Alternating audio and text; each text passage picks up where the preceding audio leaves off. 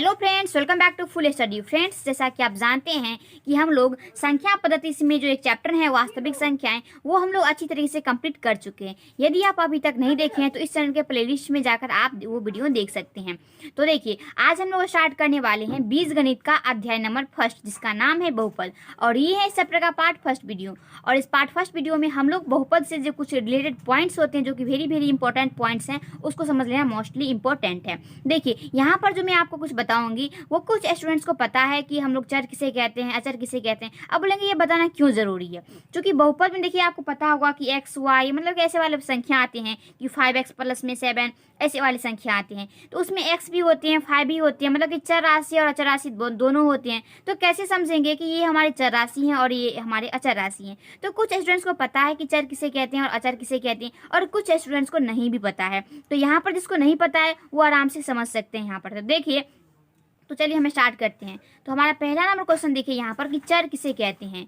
तो देखिए, जिस राशि का मान गणितीय प्रक्रियाओं में बदलता रहता है उसे हम लोग चर कहते हैं, और इन्हें अल्फाबेट्स के कोई भी लेटर से प्रदर्शित करते हैं, मतलब कि डिनोट करते हैं। अब इसका मतलब क्या हुआ? इसका मतलब यही हुआ कि हम लोग जैसे मान सकते हैं गणितीय प्रक्रियाओं में, मतलब बोल सकते हैं आप गणित में हम क्या करते हैं 5x, मान लीजिए आपको 5x देखने को कहीं पे मिल रहा है। यहाँ पर मैं आपको समझाने के लिए बोल रही हूँ कि यहाँ पर 5x है, यहाँ पर x हमारा क्या है, इस x के जगह पर कभी 5y हो सकता है, कभी 5z हो सकता है। तो मतलब क्या हुआ कि ये 5 नहीं बदलेगा। ये जो x यहाँ पर लिखा गया है ये x बदल सकता है, कभी x कभी y कभी z, यहाँ पर ये बदलता रहता है, लेकिन 5 नहीं बदलेगा। तो इसका मतलब यही कह रहा है कि कोई भी गणितीय प्रक्रियाओं में ये जो अल्फाबेट्स के कोई भी लेटर्स होगा वो हमारा बदलता रहेगा। तो इसलिए यहाँ पर कहा गया है कि अल्फाबेट्स के कोई भी लेटर से उसको प्रदर्शित करते हैं। तो जैसे ए बी हो गया, एक्स वाई हो गया, जेड ए भी हो सकता है, कुछ भी यहाँ पर अल्फाबेट्स की लेटर्स होनी चाहिए, वो हमारे चर हो गए।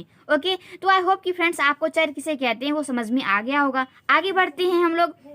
देखिए, यहाँ पर हमारा है नेक्स्ट क्वेश्चन कि अचर किसे कहते हैं। तो इसका क्या है, हमारा डिपॉजिट है कि जिस राशि का मान गणितीय प्रक्रियाओं में नहीं बदलता है उसे हम लोग अचर राशि कहते हैं। मतलब क्या हुआ कि अगर गणितीय प्रक्रियाओं में, जैसा कि मैं आपको एक 5x की एग्जाम्पल मैंने यहाँ पर आपको दी थी 5x। अब 5x में क्या दी थी कि x का यहाँ पे बदलता रहेगा लेकिन 5 नहीं बदलेगा। तो यही हमारा हो गया, ये हमारा हो गया अचर राशि और ये हमारा हो गया चर राशि। ओके, जैसे देखिए 1 2 3 4 5 हमारे इत्यादि हमारे हो गए अचर राशि। तो आई होप कि फ्रेंड्स आपको चर और अचर में अभी कंफ्यूजन नहीं होगी। ओके, तो चलिए आगे बढ़ते हैं। तो देखिए, हमारा नेक्स्ट जो क्वेश्चन है कि बीजीय व्यंजक किसे कहते हैं। तो बीजीय व्यंजक किसे कहते हैं? तो चर तथा अचर राशियों के योग, अंतर, गुणन एवं भाग के संयोग से बने पद को बीजीय व्यंजक कहते हैं। अब आपको तो ये समझ में आ गया कि चर किसे कहते हैं और अचर किसे कहते हैं। अब देखिए, वैसा बीजीय व्यंजक जिसमें चर एवं अचर दोनों हो और उसमें किसी कभी जोड़ का हो तो कभी उसका अंतर हो तो कभी उसका गुणा हो तो कभी उसका भाग हो, तो अगर इस प्रकार से उसका संयोग, मतलब उसमें जोड़ घटाव गुणा भाग इसका संयोग रहेगा, उसका साइन का संयोग, मतलब वो हमारा उसमें मिला रहेगा, तो हमारे हो जाएंगी बीजीय व्यंजक। एग्जाम्पल से समझिए यहाँ पर कि यहाँ पर देखिए 5x प्लस में 7, तो 5x प्लस में 7 क्या हमारा 5 यहाँ पर अचर राशि है और x हमारे चर राशि है। तो 5 अचर राशि और x हमारा चर राशि है। अब इस दोनों के संयोग से हमारे यहाँ पे प्लस का साइन हो गया, मतलब क्या योग हो गया। तो यहाँ पर हमारा अचर राशि और ये हमारा चर राशि के योग हो गया, यही हमारा हो गया बीजीय व्यंजक। सेकंड एग्जाम्पल कि x - 1 हमारा ये बीजीय व्यंजक हो गया, x² प्लस में 1/x ये और प्लस में 2 ये भी हमारा बीजीय व्यंजक हो गया, इत्यादि यहाँ पर कर दीजिए तो ये हमारे हो गए बीजीय व्यंजक। तो यहाँ तक आपको समझ में आ गया।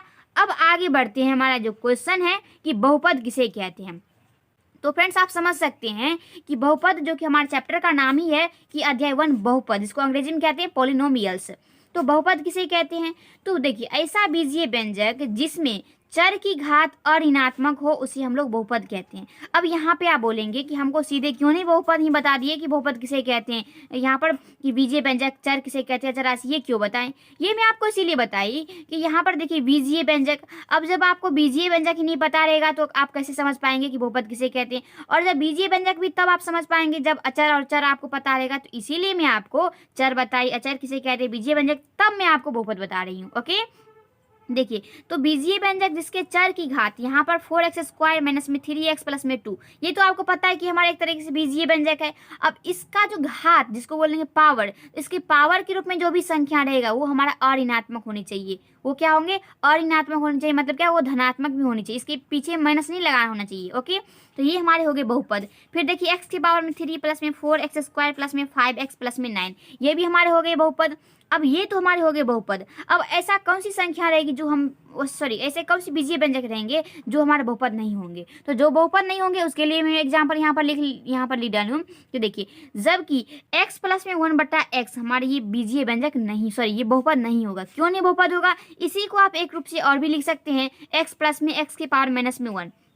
यहाँ पर देखिए, x प्लस में x की पावर माइनस 1 का मतलब यही हुआ कि x प्लस में 1/x, तो ये हमारे बहुपद नहीं हुए। क्यों नहीं हुए? क्योंकि इसके पावर में, इसका मतलब क्या हुआ, इस जो x प्लस में 1/x, इस बीजीय व्यंजक का मतलब क्या हुआ कि ये बीजीय व्यंजक है, और इस बीजीय व्यंजक का मतलब क्या हुआ कि इसके पावर में माइनस में 1 लगा हुआ है, मतलब कि अऋणात्मक इसमें लगा हुआ है। इसका मतलब क्या हुआ कि ये बहुपद नहीं है। सेकेंड एग्जाम्पल देखिए, 1/x प्लस 1, तो ये भी नहीं है। क्यों नहीं है? क्योंकि इस बट्टा के रूप में है। तो बट्टा के रूप में अगर रहेगा ना, उसमें चर राशि या चर राशि रहेगा तो वो हमारे बहुपद नहीं कहलाएंगे। ओके, देखिए √3/x², तो यहाँ पे रूट में है, तो ये भी हमारे नहीं हो जाएंगे, क्योंकि रूट का मतलब क्या हुआ 1/2, तो ये इसका मतलब देखिए फिर 8, ये बहुपद नहीं है। क्यों नहीं है? आपको समझ में आ गया, क्योंकि बहुपद में जो चर की घात होती है वो हमारा अऋणात्मक रहेगा, तो हमारे बहुपद कहलाएंगे। लेकिन यहाँ पे ऋणात्मक है, तो इसीलिए हमारा बहुपद नहीं कहलाएगा। तो आई होप कि फ्रेंड्स, मैं आपको अभी तक तो जो बताई हूँ, चर किसे कहते हैं, अचर किसे कहते हैं, बीजीय व्यंजक किसे कहते हैं और बहुपद किसे कहते हैं, वो भी आपको समझ में आ गया होगा। आगे बढ़ते हैं हम लोग बहुपद कितने प्रकार के होते हैं उसकी ओर।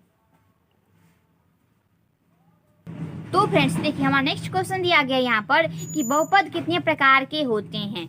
ये बहुपद होते हैं हमारे 3 प्रकार के, रैखिक बहुपद, द्विघाती बहुपद एवं त्रिघाती बहुपद। रैखिक बहुपद तो इंग्लिश में बोलते हैं लीनियर पोलिनोमियल्स, द्विघाती बहुपद को क्वाड्रेटिक पोलिनोमियल्स और त्रिघाती बहुपद को क्यूबिक पोलिनोमियल्स। तो यहाँ पर देखिए, सबसे पहले कि रैखिक बहुपद किसे कहते हैं।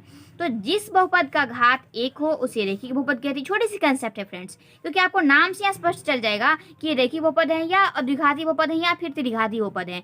रैखिक बहुपद रहेगा तो उसमें 1 घात रहेंगे, अगर द्विघाती बहुपद रहेंगे तो उसमें 2 घात रहेंगे, और यदि त्रिघाती बहुपद रहेगा तो हमारे 3 घात रहेंगे। कैसे? देखिए यहाँ पर एग्जाम्पल से समझिए। यहाँ पर रैखिक बहुपद में 4x प्लस में 5 दिया गया, इसके पावर में कुछ नहीं दिया गया, इसका मतलब क्या हुआ कि इस चर के पावर में कुछ नहीं दिया गया तो 1 दिया गया। इसका मतलब क्या हुआ कि ये हमारे हो गए रैखिक बहुपद। 3x माइनस में 7, इसके पावर में कुछ भी नहीं दिया गया तो ये हमारे हो गए रैखिक बहुपद, या फिर बोल सकते इसको एक घाती बहुपद भी आप कह सकते हैं। ओके, अब यहाँ पर देखिए y प्लस में 3/8, अब बोलेंगे देखिए इसमें भी तो बट्टा में है, तो ये कैसे हो गए रैखिक बहुपद? क्योंकि अगर बट्टा में है तो समझें कि बट्टा में है तो बहुपद नहीं होता है। लेकिन बहुपद तब नहीं होगा जब उसमें चर और अचर दोनों राशि मिले रहेंगे, तब वो बहुपद नहीं होगा। लेकिन अगर सिर्फ और सिर्फ संख्या ही रहेगा, कोई अंक ही रहेंगे, तो वो हमारे बहुपद हो जाएंगे। जैसे कि यहाँ पर देखिए y प्लस में 3/8 इत्यादि, ये हमारे हो गए रैखिक बहुपद। चलिए आगे बढ़ते हैं, द्विघाती बहुपद किसे कहते हैं। तो क्वाड्रेटिक पोलिनोमियल्स, जिस बहुपद का घात 2 हो उसे द्विघाती बहुपद कहते हैं। जैसे x² माइनस में 5x प्लस में 6, तो इसके पावर में देखिए ये हमारे चर राशि हो गए, और इस चर राशि के पावर में हमारा 2 लगा हुआ, इसका मतलब क्या हुआ कि हमारे द्विघाती बहुपद हैं। यहाँ पर y² माइनस में 4, ये भी हमारे द्विघाती बहुपद इत्यादि। तो इस तरीके के हमारे जो बीजीय व्यंजक रहेंगे वो हमारे द्विघाती बहुपद कहलाएंगे। ओके, चलिए नेक्स्ट देखिए, त्रिघाती बहुपद किसे कहते हैं। तो देखिए, जिस बहुपद का घात 3 हो उसे त्रिघाती बहुपद कहते हैं। मतलब क्या हुआ कि हम तो अभी तक पढ़े हैं कि इसके पावर में 1 हो एक घाती बहुपद, जिसके पावर में 2 हो द्विघाती बहुपद, और जिसके पावर में 3 दिया हो तो वो हमारे त्रिघाती बहुपद हो जाएंगे। जैसे यहाँ पर देखिए कि x³ माइनस में 5, यहाँ पे इसके पावर में यहाँ पर 3 डाला गया, इसका मतलब क्या हुआ कि ये हमारे त्रिघाती बहुपद हो गए। 4x के पावर में क्यूब माइनस में 3x² प्लस में 4 प्लस में x प्लस में 4, ये भी हमारे हो गए त्रिघाती बहुपद। क्योंकि इसके पावर में हमारा 3 दिया गया है तो ये हमारे हो गए त्रिघाती बहुपद। तो आई होप कि फ्रेंड्स बहुपद के प्रकार आपको समझ में आ गया होगा। यदि समझ में आ रहा है तो कमेंट में जरूर बताइए कि हाँ हमें समझ में आ रहा है। ओके, और देखिए नेक्स्ट क्वेश्चन हमारा दिया गया यहाँ पर बहुपद का मान, वैल्यू ऑफ द पोलिनोमियल्स किसे कहते हैं। तो देखिए, यदि px, यहाँ पर px कोई बहुपद हो सकता है, मतलब px बराबर में कोई बहुपद, जहाँ पे x में एक बहुपद हो तो x की जगह पर कोई अचर a रखने पर प्राप्त वास्तविक संख्या pa बराबर x बराबर a पर मान कहलाता है एवं pa द्वारा सूचित किया जाता है। मतलब क्या हुआ, आप यहाँ पर नहीं समझ में आया होगा, अब आपको समझ में आएगा। जैसे देखिए यहाँ पर एग्जाम्पल समझिए, यहाँ पर जैसे में पी एक्स बराबर में एक्स स्क्वायर प्लस में 4x माइनस में 25 दिया गया है और यहाँ पर x बराबर में 2 भी डाला गया। मतलब क्या हुआ कि यहाँ पर जो बहुपद डाला गया है हमारा द्विघात बहुपद है ये। अब ये जब द्विघात बहुपद है, हमने यहाँ पर x का बात किया जा रहा है, यहाँ पर x, यहाँ पर है, यहाँ पर x, तो यहाँ पर जब x की बात किया जा रहा है तो हम यहाँ पर क्या करेंगे, x बराबर कोई भी मान ले लेंगे। यहाँ पर x 1 2 3 4 5 से कोई भी मान हम ले सकते हैं यहाँ पर। अब हमने यहाँ पर मान ले लिए हैं। अब इसका क्या करेंगे, जहाँ जहाँ पे x रहेगा वहाँ पर हम 2 का वैल्यू देंगे और जो वैल्यू आएगा वो हमारे क्या कहलाएंगे, इस बहुपद का मान कहलाएगा। मतलब क्या हुआ, देखिए यहाँ पर हमारा ये बहुपद हो गया। अब इस बहुपद में हमने x बराबर में 2 मान ली है, तो पी एक्स बराबर मतलब p2 बराबर में एक्स स्क्वायर तो 2 स्क्वायर फिर प्लस में 4 इंटू 2 माइनस में 25। यहाँ पर देखिए 2 का स्क्वायर 4 प्लस में 4 दूनी 8 माइनस में 25 हो गया, 8 4 12 हो गया, फिर माइनस में 25 बराबर में कितनी हो गई, माइनस में 13 हो गया। अब यहाँ से समझ सकते हैं कि अर्थात 2 पर हमने जो यहाँ पर x बराबर में 2 मानी हूँ, इस 2 पर पी एक्स का मान माइनस में 13 है। तो आई होप कि फ्रेंड्स आपको बहुपद का मान किसे कहते हैं वो आपको समझ में आ गया होगा। जैसे में समझिए यहाँ पर और समझ लीजिए आप, देखिए बहुपद जो हमारा ये दिया गया था, इस बहुपद में हमने क्या कर ली थी, यहाँ पर x बराबर 2 एक्स बराबर हमने 2 रखी थी, तो इसका मान क्या है हमारा माइनस में 13 आया। तो फ्रेंड्स इस तरीके से आप समझ सकते हैं कि बहुपद का मान हम लोग किसे कहते हैं। आगे बढ़ते हैं बहुपद का शून्य की ओर। तो फ्रेंड्स आप यहाँ पर समझ सकते हैं कि 7 नंबर पॉइंट है यहाँ पर कि बहुपद का शून्य किसे कहते हैं, जीरोज ऑफ द पॉलिनोमियल्स।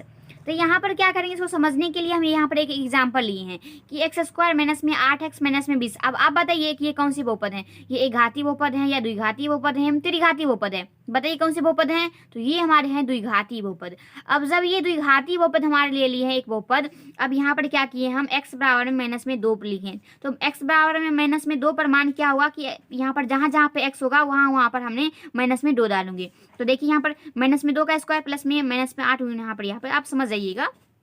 यहाँ पर हमने x का जगह पर माइनस में 2 रखी हूँ, तो देखिए यहाँ पर हमारा जो आंसर आया हमारा 0 आ गया। इसका मतलब क्या हुआ कि हमने जो मानी थी x बराबर में माइनस में 2, हमने जो मानी थी x बराबर में माइनस में 2 अगर इस बहुपद के लिए, तो ये हमारा हो गया शून्य। इस बहुपद का हमारा हो गया, अगर बोलेंगे तो इस बहुपद का हमारा शून्य माइनस में 2 हुआ। अब लेकिन कैसे 2 हुआ, तो चूंकि इस पर हमारा 0 आ गया है, इसका मतलब क्या हुआ कि इस बहुपद का ये हमारा शून्य हो गया। तो ये भी आप समझ गए, अगर जिस भी मान पर जिस बहुपद का शून्य का आ गया तो ये हमारे हो जाएंगे उस मान, वो मान उस बहुपद का शून्य कहलाएगा। जैसे यहाँ पर कि 2 पर हमारा इस बहुपद का शून्य आ गया, इसका मतलब क्या हुआ कि ये मान हमारा इस बहुपद का शून्य कहलाएगा। ओके, तो देखिए तो इस तरीके से आप समझ गए होंगे यहाँ पर। हाँ, यहाँ पर ये भी समझ लीजिए कि एक घाती बहुपद का अधिक से अधिक एक मान होगा, एक शून्य होगा, और द्विघाती बहुपद का 2 शून्य होंगे कम से कम, और त्रिघाती बहुपद का 3 शून्य होंगे। ओके, तो यहाँ पर आपको समझ में आ गया। अब आगे बढ़ते हैं, यहाँ पर आप एक भी देख ले सकते हैं यहाँ पर कि अतः माइनस में 2 पी एक्स बराबर में एक्स स्क्वायर माइनस में 8x माइनस में 20 का एक शून्य है। तो ये भी आप समझ गए। अब आगे बढ़ते हैं, जो हमारा न्यू टॉपिक है कि बहुपदों के शून्य और गुणांकों के बीच संबंध। देखिए मैं आपको इसीलिए बता रही हूँ, अब बोलेंगे सीधे चैप्टर क्यों नहीं स्टार्ट कर देती है, तो मैं इसीलिए स्टार्ट नहीं करती हूँ क्योंकि आप चैप्टर में यदि आप क्वेश्चन को ही सॉल्व करेंगे तो क्वेश्चन को ही सॉल्व करने से तो नहीं होता है, उससे जो पीछे हमारे जो फॉर्मूले सब होते हैं उस फॉर्मूला को समझना मोस्टली इंपॉर्टेंट है।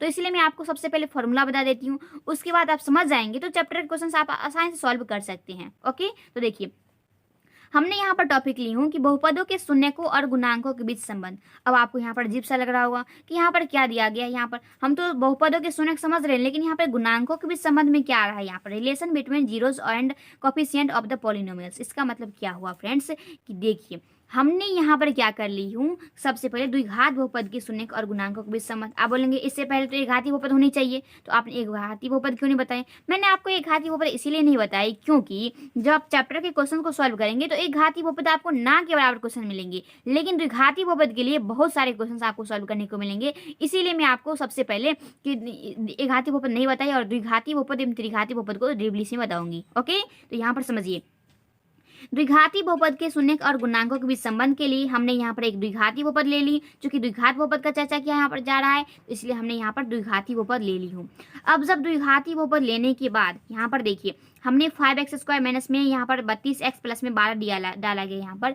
तो इसका सबसे पहले क्या करेंगे ना, आपको यदि इस प्रकार का क्वेश्चन हो तो सबसे पहले आप यहाँ पे समझने की कोशिश कीजिए, उसके बाद आप इसको सॉल्व करने की कोशिश करेंगे। तो देखिए सबसे पहले हमारा जो भी बहुपद दिया गया हो, यदि हमारा द्विघात बहुपद यहाँ पर दिया गया है, अगर बोल रहा है कि शून्यक और गुणांकों के बीच संबंध को स्थापित करने के लिए, सत्यापित करने के लिए, तो सबसे पहले क्या करना पड़ेगा, यदि देखना पड़ेगा कि यदि उस क्वेश्चन में हमारा शून्यक दिया गया है तो नहीं निकालना पड़ेगा शून्यक, और यदि नहीं दिया गया है तो सबसे पहले हम लोग शून्यक निकालेंगे। ओके, तो हम यहाँ पर क्या करते हैं, सबसे पहले हमारे ये द्विघात बहुपद दिया गया है और इसको हमको क्या करना है, शून्यक और गुणांकों के बीच संबंध को स्थापित करना है। तो कैसे करेंगे, देखिए।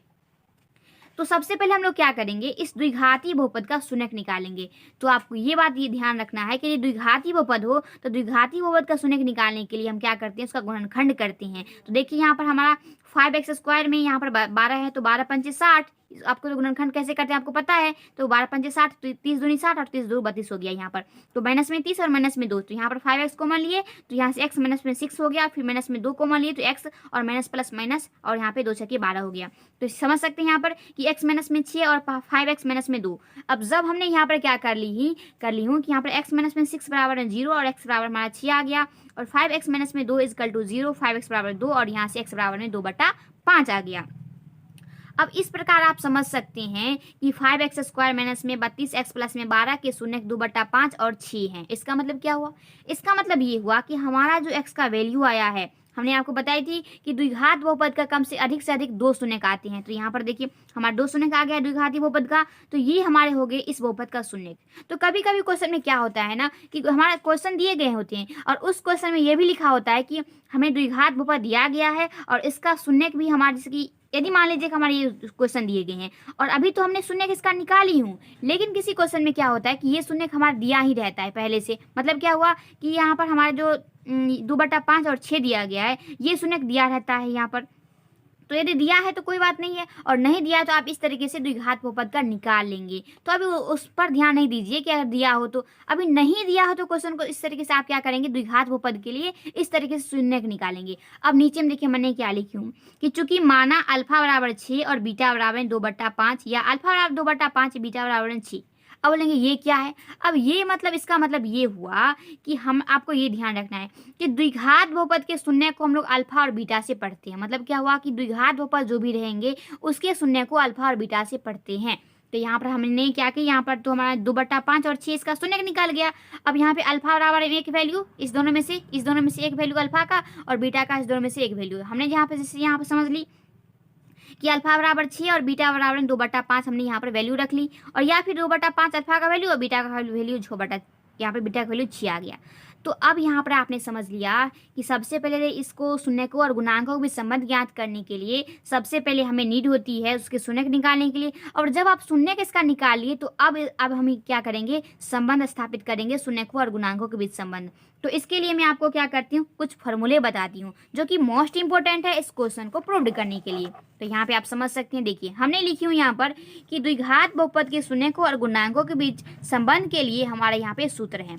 देखिए यहाँ से कि हमारा शून्यकों का योग अल्फा प्लस बीटा, जैसे यहाँ पर समझ लीजिए आप कि हमने यहाँ पर अल्फा और बीटा का वैल्यू निकाली, और उसी तरीके से हमने यहाँ पर क्या है कि शून्यकों का योग, जो कि आपको पता है ना कि ये हमारे शून्यक है, अल्फा और बीटा हमारे ये शून्यक है, तो इसका कर देंगे एक बार योग। द्विघाती बहुपद के लिए ध्यान रखना है, ये हमारे द्विघाती बहुपद के लिए है। तो अल्फा प्लस बीटा इसको हम लोग लिख सकते हैं हिंदी में शून्यकों का योग, या फिर इस गणितीय रूप में लिखे तो अल्फा प्लस में बीटा इजकल टू में माइनस में बी बटाए। अब देखिए ये तो आप समझ गए कि माइनस यहाँ पे अल्फा प्लस बीटा, जो कि अल्फा हमारा शून्यक है और बीटा भी हमारा शून्यक है, और माइनस में बी बटाए क्या हाँ कहाँ से आ गया है, तो यहाँ पे माइनस में बी का मतलब क्या हुआ कि माइनस तो माइनस है, और इस बी का मतलब हुआ कि एक्स का गुणांक, और फिर ए का मतलब x² का गुणांक। अब कैसे समझिए, यहाँ पर हमारा द्विघाती बहुपद दिया गया था 5x² माइनस में 32x और माइनस में प्लस में 12। अब जब यहाँ पर दिया गया है इसका मतलब क्या होगा कि माइनस में x का गुणांक। अब यहाँ पे x लिखा गया यहाँ पर, अब x का गुणांक क्या है 32 है, तो वही हमारे यहाँ पर 32 से बढ़ाएगा, और फिर x² का गुणांक हमारा हो जाएंगे यहाँ पर 5 हो जाएंगे। अब ध्यान ये रखना है कि यहाँ पर x का गुणांक, अब ऐसी बात नहीं है कि यहाँ पर x ही रहेगा, यहाँ पर इस x के जगह पर अल्फाबेट्स के कोई भी लेटर्स आ सकते हैं, जो कि मैं आपको बताई हूँ कि ये हमारे एक चर राशि है और चर राशि का मान बदलता रहता है, इसीलिए यहाँ पर x भी हो सकता है, y भी, z, a भी, b भी, कोई भी यहाँ पर हो सकता है इसका मान ये। लेकिन यहाँ पर ये ध्यान रखना है कि y रहेगा तो y का गुणांक, z रहेगा तो z का गुणांक, x है तो x का गुणांक, ध्यान है ना। तो इस प्रकार से आप इसको रखेंगे याद। ओके, देखिए, अब अगर शून्य और गुणांक को भी संबंध करने के लिए दो फॉर्मूले होते हैं। एक फॉर्मूले तो ये होते हैं और सेकंड फॉर्मूले होते हैं कि शून्यकों और गुणनफल, शून्यकों का गुणनफल। यहाँ पर शून्यकों का योग और यहाँ पर शून्यकों का गुणनफल। मतलब कि यहाँ पर शून्यकों का योग था तो अल्फा प्लस में बीटा और गुणनफल है तो अल्फा इंटू बीटा बराबर में होता है हमारा सी बटा में ए। तो सी बटा में मतलब क्या हुआ, जहाँ पे सी हमारा अचर पद होते हैं, जहाँ पे देखिए इस क्वेश्चन में यहाँ पर अचर पद कौन से हैं, तो हमारा 12 हमारा अचर पद है। ओके, तो ये हमारा हो जाएंगे अचर पद बट्टा में एक्स स्क्वायर का गुणांक। तो यहाँ पर एक्स स्क्वायर गुणांक हमारे कितने क्वेश्चन में 5 है। तो अब जब इसको मैं आगे बताऊंगी कि संबंध कैसे स्थापित करेंगे, तो यहाँ पर आपने समझ लिया। अब यहाँ पर हमने लिख दी है यहाँ पर कि जहाँ पे अल्फा एवं बीटा द्विघात बहुपद का शून्यक मान है। मतलब क्या हुआ कि जहाँ पे हमने अल्फा और बीटा मानी थी वो तो आपको समझ में आ ही गया है कि अल्फा और बीटा इस बहुपद का द्विघाती बहुपद का शून्यक है। एवं अल्फा कोई पूर्ण संख्या हो सकता है। मतलब अल्फा का जो वैल्यू होगी ना, जैसे हमने यहाँ पर मानी थी, देखिए यहाँ पर हमने अल्फा बराबर 6 और बीटा बराबर 2/5, तो ये भी कोई पूर्ण संख्या है ना। तो ये अल्फा बराबर 2/5 ये भी कोई पूर्ण संख्या है, 6 भी एक कोई पूर्ण संख्या। तो इसीलिए हमने यहाँ पर लिखी कि अल्फा बराबर में कोई पूर्ण संख्या हो सकता है और बीटा बराबर में भी कोई पूर्ण संख्या हो सकता है। तो ये छोटी सी कंसेप्ट आपको समझ में आ गया। तो देखिए ये फार्मूला था, आप इसको ध्यान में याद कर लेंगे, इसको नोटबुक पर लिख लीजिए। ओके, यहाँ पर आप लिख सकते हैं इस फॉर्मूले को। चलिए, तो आगे मैं आपको इस जो यहाँ पर अल्फा और बीटा का यहाँ पे जो मान निकाली हूँ, इसको आप क्या करेंगे, संबंध स्थापित करेंगे। तो इस संबंध स्थापित करने के लिए मैं आपको फॉर्मूला बता दी हूँ, उसको सबसे पहले याद कर लीजिए और उसके बाद इसको देखिए हम संबंध स्थापित कैसे करेंगे। तो फ्रेंड्स आप समझ सकते हैं यहाँ पर देखिए कि अब संबंध हमने तो पीछे क्या निकाली थी, उसके शून्यक निकाले थे। अब यहाँ पर संबंध स्थापित करेंगे तो शून्यकों का योग अल्फा प्लस में बीटा बराबर में 6 प्लस में 2/5। अब यहाँ पर थोड़ी सी अजीब सा लग रहा हुआ, कैसे, देखिए हमारे यहाँ पे शून्यकों का योग अल्फा प्लस में बीटा होता है, जो कि मैं आपको फॉर्मूला बताई थी। यहाँ पर एक पेज और ले लेते हैं, मैं आपको फॉर्मूला वाले पेज। देखिए हमने यहाँ पर शून्यकों का योग अल्फा प्लस में बीटा बराबर में 6 प्लस में 2/5। अब यहाँ पर इसको समझने के लिए यहाँ पर समझिए कि इसको हम लोग शून्यकों और गुणांकों के बीच संबंध बताने के लिए हमारा ये सूत्र है, इसका पहला दोनों को हम लोग यहाँ पे सत्यापित करेंगे। ओके, तो देखिए मैं पहले को सत्यापित करने के लिए यहाँ पर देखिए कि शून्यकों का योग अल्फा प्लस बीटा, यहाँ पर भी शून्यकों का योग अल्फा प्लस बीटा बराबर में माइनस में बी बटा ए होते हैं। तो यहाँ पर हमने माइनस में बी बटा ए इसलिए नहीं लिखी क्योंकि हमको सबसे पहले अल्फा प्लस में बीटा, तो यहाँ पर अल्फा का वैल्यू 6 रखी थी और बीटा का वैल्यू हमारा 2/5 आया था पीछे में, जो कि मैं आपको बताई थी कि अल्फा का वैल्यू 6 और बीटा का वैल्यू 2/5। अब इसका क्या कर लीजिए, भिन्न प्रकार जोड़ कर लीजिए। तो यहाँ पर देखिए 30 बटे, यहाँ पर आ गया 32/5। अब इसका आ गया 32/5 और उसके बाद देखिए हमने आपको बताई थी कि माइनस में बी बटा में ए होता है। तो माइनस में बी बटा ए मतलब क्या हुआ कि माइनस और एक्स का गुणांक। तो माइनस में एक्स का गुणांक मतलब क्या हुआ, यहाँ पर देखिए माइनस में एक्स का गुणांक मतलब ये हुआ यहाँ पर कि माइनस तो माइनस लगेगा ही फॉर्मूला से माइनस, और यहाँ पर एक्स का गुणांक होता है। तो एक्स का गुणांक जब देखिए हमारा क्या होता है यहाँ पर कि एक्स का गुणांक होता है। तो हमने जो आपको बहुपद बताई थी, यहाँ पर बहुपद जो दी थी कि 5x² माइनस में 32x प्लस में 12, देखिए हमने जो आपको बहुपद डाली थी कि ये बहुपद है हमारा 5x² माइनस में 32x प्लस में 12। तो ये जो हमारा बहुपद है ना, इस बहुपद में हमारा क्या होता है, थोड़ा से नीचे वाले पेज को भी ऊपर कर लेते हैं। अब देखिए यहाँ पर माइनस में एक्स का गुणांक दिया गया है और हमने यहाँ पर बताई थी माइनस में एक्स का गुणांक। देखिए माइनस में एक्स का गुणांक है 32 है, तो 32 भी माइनस में है और फार्मूला से भी एक माइनस है। तो ध्यान ये रखना है यहाँ पर आपको कि एक तो फार्मूला से आपका माइनस है, यहाँ पर समझ सकते हैं आप फ्रेंड्स, एक तो फार्मूला से माइनस है और यहाँ पर एक्स का गुणांक जो कि मैं आपको फार्मूला में बताई थी। यहाँ पर समझने वाली बात ये है कि एक्स का गुणांक, तो एक्स का गुणांक आपके क्वेश्चन में क्या थे, 32 है। यहाँ पर देखिए एक्स का गुणांक हमारा क्या है, माइनस में 32। तो ये हमारे हो गए माइनस में 32 और बट्टा में हमारा क्या होता है, देखिए बट्टा में होता है एक्स स्क्वायर का गुणांक। तो देखिए फार्मूला में क्वेश्चन में एक्स स्क्वायर का गुणांक 5 है, तो इसलिए हमने यहाँ पर क्या कर लिया कि माइनस में माइनस को ने फिर माइनस में 32/5। अब इसी को कीजिएगा तो माइनस माइनस कैंसिल और 32/5। तो देखिए दोनों हमारा बराबर हो गया, जहाँ पे क्या है हमारा कि माइनस में एक्स का गुणांक 32 है और एक्स स्क्वायर का गुणांक हमारा 5 है। तो एक फार्मूला के आधार पर हमने इसको सत्यापित कर दिया। आप यहाँ पर प्रूव्ड भी लिख सकते हैं और यहाँ पे अभी प्रूव्ड आपको नहीं लिखना है क्योंकि आपको पूर्ण तरीके से क्वेश्चन प्रूव्ड नहीं हुआ है। अब देखिए हमने अब क्या करेंगे, शून्य को गुणनफल के रूप में यहाँ पर करेंगे। तो देखिए शून्य का गुणनफल अल्फा इंटू बीटा, तो अल्फा इंटू बीटा, अल्फा का वैल्यू 6 और बीटा का वैल्यू 2/5। तो यहाँ पे कटने वाला है नहीं, तो 12/5 हो गया। अब 12/5 में क्या है हमारा, यहाँ पे समझिए 12/5 जो है हमारा, तो यहाँ पर सबसे पहले क्या होता है अचर पद। तो अचर पद हमारा क्या है, 12 है। तो इस क्वेश्चन में अचर पद हमारा 12 है।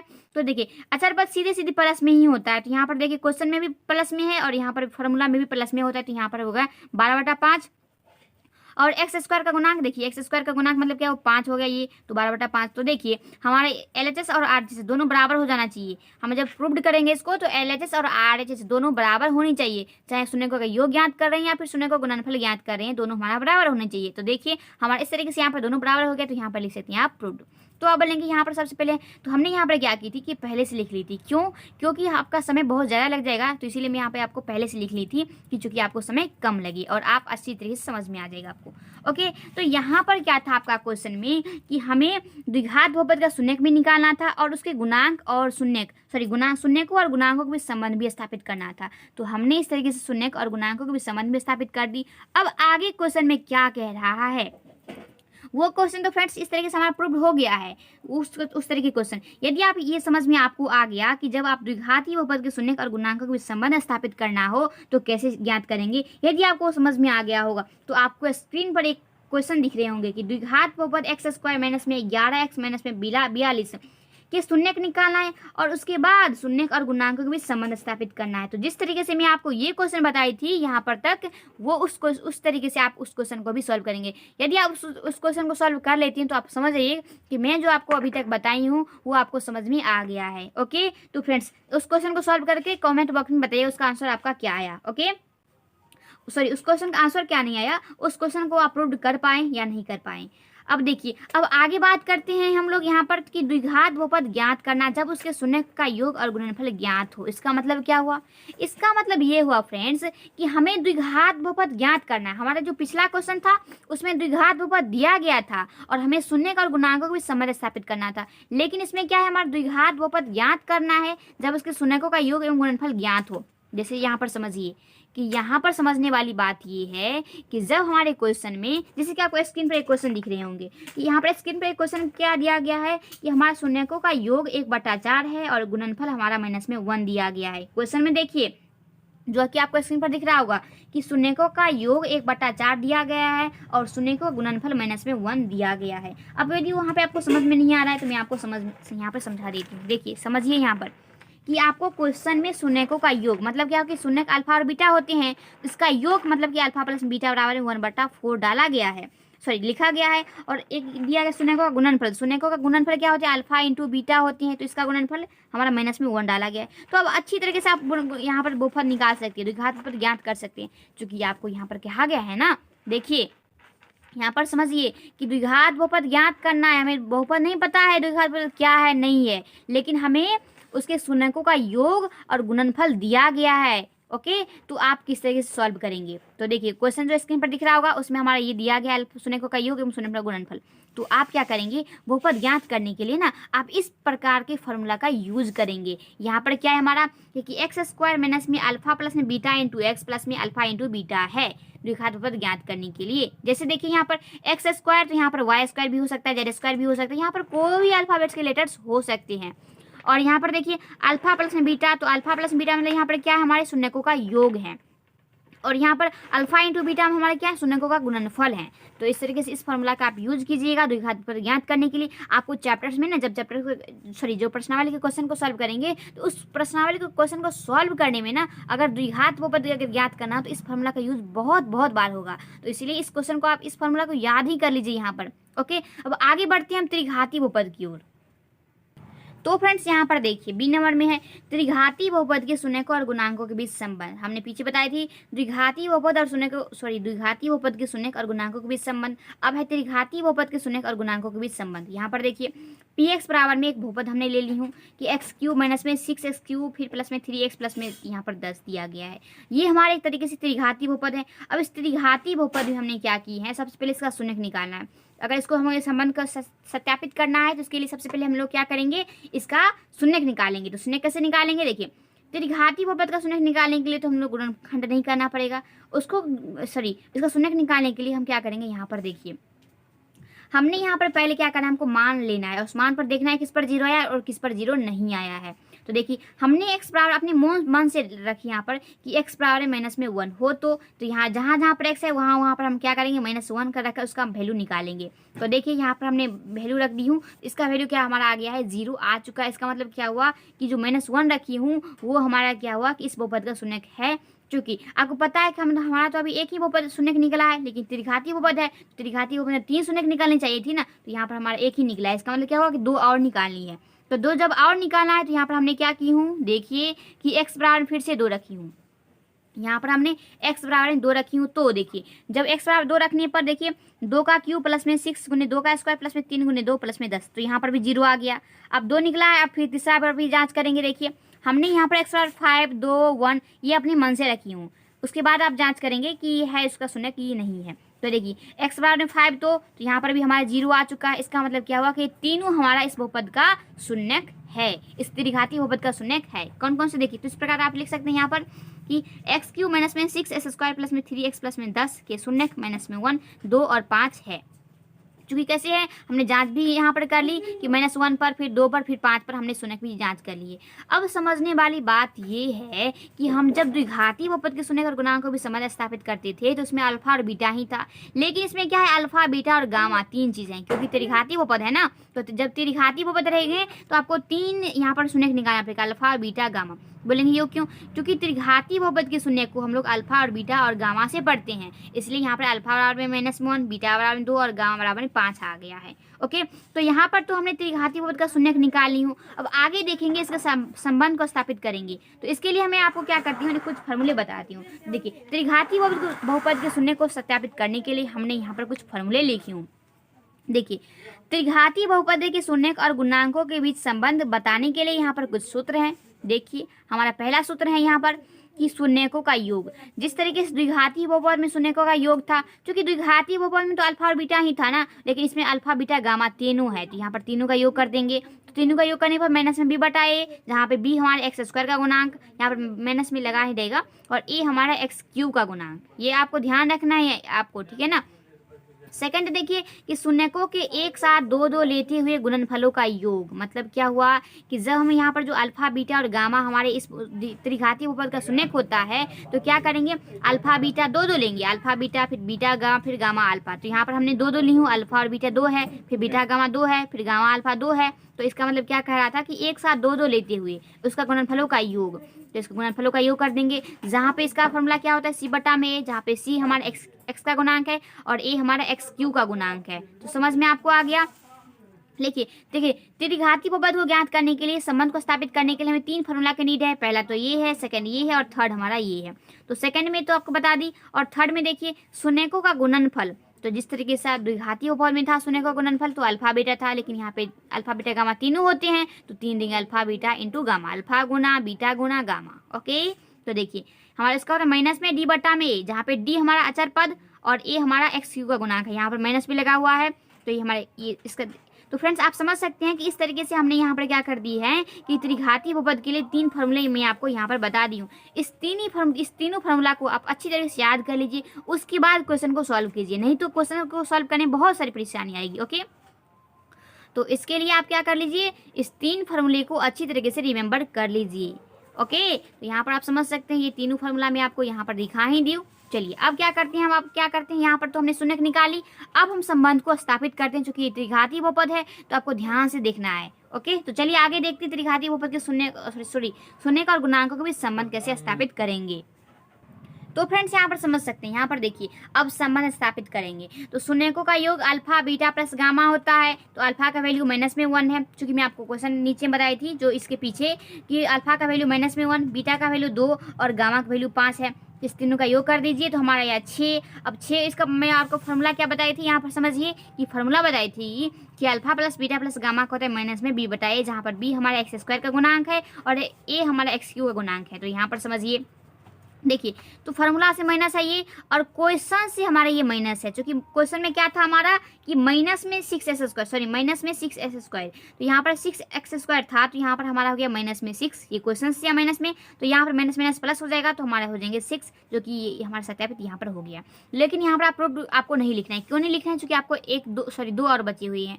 तो देखिए अब शून्य को गुणनफल 2 करके लेते हुए जोड़ने पर उसके गुणनफलों का योग करने पर देखिए alpha beta plus beta gamma plus gamma alpha equal to में होता है हमारा अल्फा का वैल्यू -1, बीटा का वैल्यू 2। इस तरह तीनों का हमने यहाँ पर क्या कर दी हूँ, गुणा कर दी हूँ यहाँ पर, ठीक है ना।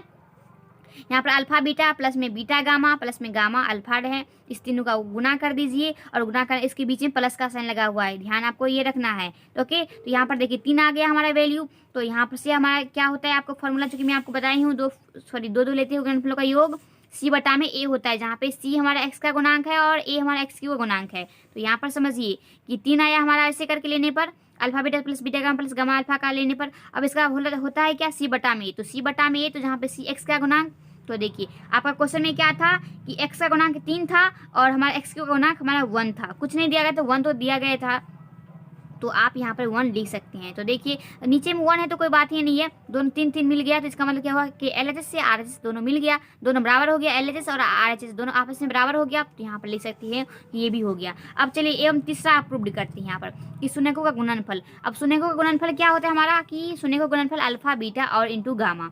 तो देखिए ये तो बहुत सिंपल है ना, अल्फा का वैल्यू -1, बीटा का वैल्यू 2 और गामा का वैल्यू 5, तीनों का गुणनफल कर दीजिए, गुणा कर दीजिए, तो -10 आ गया। अब यहाँ पर -10 जो कि हमारा क्या है, हमारा शून्य का गुणनफल क्या होता है आपको देखिए, माइनस में अचर पद होता है, तो माइनस में अचर पद होता है। तो यहाँ से क्वेश्चन में क्या था, माइनस में, चूंकि क्वेश्चन में प्लस में 10 था ना, तो प्लस में 10 था तो यहाँ पर 10 हो गया और बटा में 1। तो देखिए यहाँ से माइनस में 10 और माइनस में 10 बटा मतलब क्या हो गया, ये भी हमारा प्रूव्ड हो गया यहाँ पर। तो आप इस तरीके से फ्रेंड्स समझ सकते हैं कि हमने जो क्वेश्चन ली थी त्रिघाती बहुपद के लिए शून्यक और गुणांकों के बीच संबंध, हमने सबसे पहले शून्यक निकाली और उसके बाद हमने यहाँ पर संबंध को स्थापित कर दी। अब आगे बढ़ते हैं, हम क्या करते हैं ना, देखिए यहाँ पर अगला क्वेश्चन क्या दिया गया, क्वेश्चन नहीं है, ये एक टॉपिक है कि त्रिघाती बहुपद के शून्यकों के योग दो शून्यक गुणनफल को योग गुणनफल ज्ञात हो रहने पर बहुपद ज्ञात करना। मतलब क्या हुआ कि जिस तरीके से हमारा द्विघाती बहुपद में था उसी तरीके से त्रिघाती बहुपद में भी दिया गया है। अब क्या दिया गया आपको ये समझना है। देखिए हमारा त्रिघाती बहुपद में शून्यकों का योग दो लेते हुए शून्यकों का गुणनफल और शून्यकों का गुणनफल हमें ज्ञात है, और उसके बाद हम बहुपद कैसे ज्ञात करेंगे। तो देखिए आपको स्क्रीन पर एक क्वेश्चन दिख रहे होंगे, वो क्वेश्चन क्या है हमारा कि शून्यकों का योग 2 है, फिर शून्यकों का दो करके लेते हुए गुणनफलों का योग -7 है और शून्यकों का गुणनफल हमारा -14 डाला गया है। तो यहाँ पर क्या किया गया है, यहाँ पर देखिए इसका सबसे पहले आप फॉर्मूला समझ लीजिए। यहाँ पर फॉर्मूला देखिए कि यहाँ पर XQ का गुणांक, XQ लिखेंगे, फिर माइनस में alpha plus beta plus gamma, यहाँ पर क्या है शून्यकों का योग है, त्रिघाती बहुपद के शून्यकों का यहाँ पर योग है, प्लस में alpha beta plus beta gamma plus gamma alpha, ये भी हमारे क्या है, हमारे दो करके लेते हुए शून्यकों का गुणनफल, और यहाँ पे डायरेक्ट है शून्यकों का गुणनफल। तो आपको क्या करना है ना, लिखना है कि चूंकि हमारा शून्यकों का योग 2 डाला गया, तो यहाँ पर क्या करेंगे 2 डाल देंगे, फिर x² प्लस में फिर यहाँ पर दो करके लेते हुए का वैल्यू हमारा -7 डाला गया, तो यहाँ पर -7 डालेंगे और फिर यहाँ पर x लगाएंगे, फिर माइनस में अल्फा बीटा और गामा, तो यहाँ पर अल्फा बीटा गामा का वैल्यू हमारा -14 डाला गया, तो यहाँ पर क्या करेंगे -14 डालेंगे। तो आप समझ सकते हैं कि मैं आपको 3 फार्मूले बताई हूँ, एक द्विघाती बहुपद के लिए 2 फार्मूले और त्रिघाती बहुपद के लिए 3 फार्मूले मैं आपको बताई हूँ। तो यहाँ पर आप समझ में आ गया होगा आपको कि द्विघाती बहुपद में अगर हमें शून्य सिर्फ बहुपद निकालना हो और उसके शून्यकों का योग गुणनफल दिया गया हो तो कैसे ज्ञात करेंगे। यदि उस तरह का क्वेश्चन हो तो आप सॉल्व कर लेंगे, और यदि त्रिघाती बहुपद के लिए दिया हो तो आप उसको भी सॉल्व कर लेंगे। तो फ्रेंड्स आगे हम लोग प्रश्नावली को स्टार्ट करेंगे नेक्स्ट वीडियो में, जो कि पार्ट 2 आएंगे। उस पार्ट 2 में हम लोग प्रश्नावली को जो स्टार्ट करेंगे शुरू से लेकर। तो फ्रेंड्स इस वीडियो में हम लोग इतना ही रहने देते हैं, आपको सारी चीज़ बेसिक इस बहुपद चैप्टर का बेसिक कंप्लीट हो गया होगा। तो फ्रेंड्स आपको यदि वीडियो अच्छी लगी हो, यदि आप चैनल पर नए हैं तो चैनल को सब्सक्राइब कर दीजिए, और वीडियो अच्छी लगी हो तो वीडियो को लाइक ज़रूर कर दे, और ताकि मैं आपको सब्सक्राइब जरूर कर दीजिएगा, ताकि मैं आपको नेक्स्ट वीडियो जो लाऊंगी पार्ट 2 और जो भी वीडियो अपलोड करूँगी उसका नोटिफिकेशन सबसे पहले आप तक आएगा। ओके, तो तब तक के लिए थैंक यू एंड देखते हैं नेक्स्ट क्लास।